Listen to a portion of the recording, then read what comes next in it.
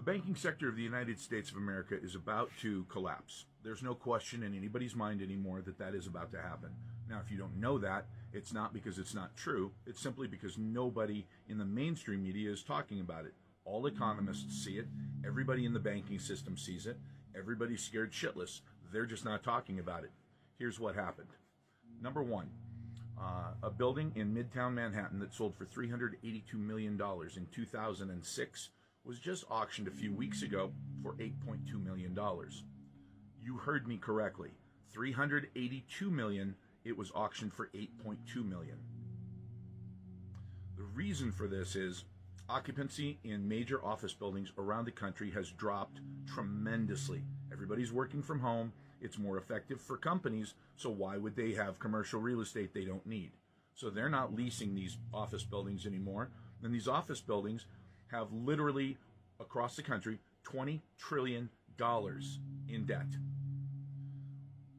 What happened was the cap rate on these buildings, when they were full, was about 4.5%, which is what you would expect. That's what you want as a landlord. It's perfect.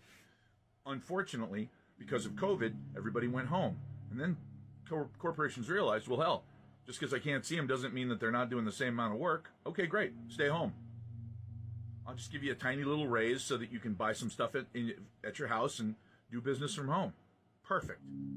Except that what they did by doing that was lower the cap rate with these huge occupancies to just barely above zero. Those office buildings are financed at the old rates of 2%, and they're not making any money. In some cases, they're losing just a tiny bit at 2%.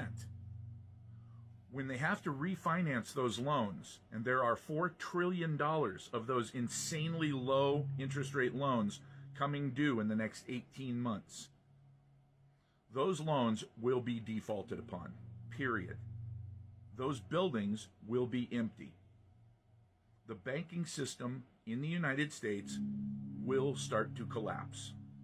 So the question you have to ask yourself is, do I want my money in the banking system? Well, it's FDIC insured, right?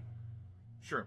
The FDIC talked about in November of 2022, they talked about something that most people never heard about. I actually watched the video where the FDIC director said, look, we don't want to talk about bail-ins because it'll panic the public, it'll cause a run on institutions, but there will be bail-ins. That's what he said. A bail-in is simply the opposite of a bailout. Instead of your tax money going to prop up the banks like it did in 2008, because they swore that they'd never do that again, they came up with a different plan, bail-ins. And a bail-in means that you go to the bank and you say, I want my $250,000. And they say, no. You can't have it. That's it. It's a bail-in.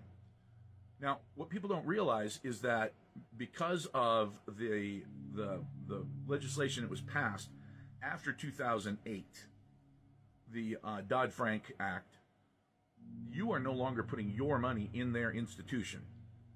According to that act, you now are making an unsecured loan to your financial institution. Unsecured, which means if they can't pay you back, they don't have to pay you back. In lieu of that, however, you can opt for stock in their insolvent bank. Now, I don't know if that excites you. I can't think of anything less exciting. I would rather stick a fork in my own eye than have my entire life savings disappear in lieu of stock in a worthless bank. Warren Buffett just sold $282 million worth of Bank America a couple days ago. What does he know that you don't? Start doing some homework, folks. And by the way, the reason I know all of this is because I'm in the silver business. I don't deal with bullshit paper that's written by